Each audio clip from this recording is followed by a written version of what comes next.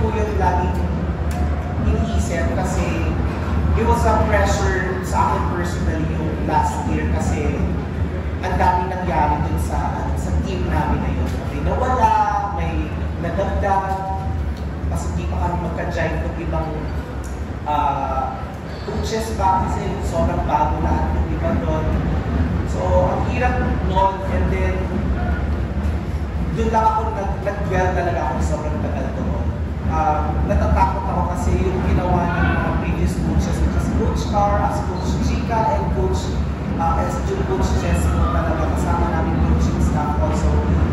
Yung pressure na bibigay na sa iyo yung baton na yun. Sobrang bigat ko kahit ngayon yung pagkapanalo namin.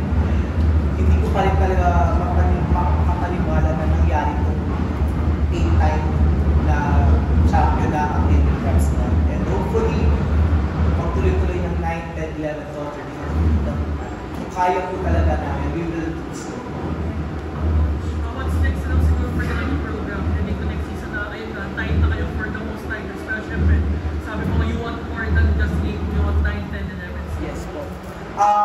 Actually, kanina po talaga, ako personally ulit, sinabi ko na sa coaches, start na natin for season 18. Also, we want talaga, we want to compete outside the country again, represent the Philippines for the the ICU is the IASF sa Worlds po. We want to challenge ourselves, bring Philippine cheerleading into the world itself. Pakita ulit ko anong meron ng Philippines talaga in terms of this sport. First of all, kailangan na namin compete sa nationals and then hopefully, bigyan kami ng opportunity ng manager namin to compete outside. I hope everyone here in the UAAP talaga makakit na doon talaga. Kasi everybody, sobrang galing namin ng UAAP sports, cheer dancer talaga. They can